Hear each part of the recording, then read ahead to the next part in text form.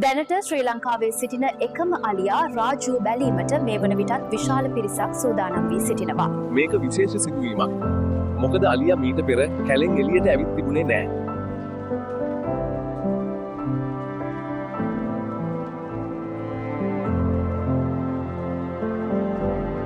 මොකද හිතෙන්නේ අද දවස ගැන?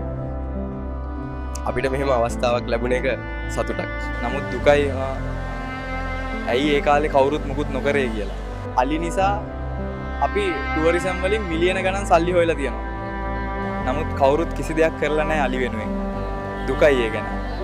භාවිකව හැමදේම ලැබිලත් ඒව නැති කරගත්තු රටක් අපි.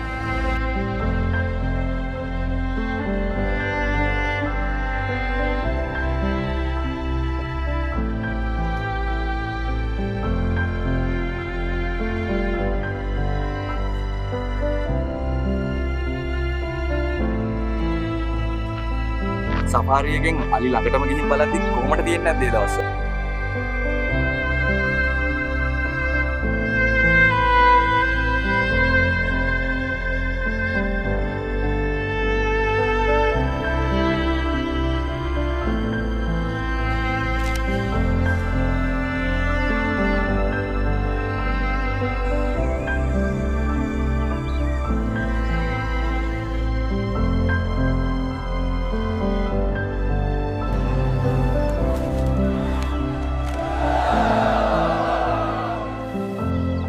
මැරෙන්න කලින් අපි රාජුව දකින්න පින් කරා.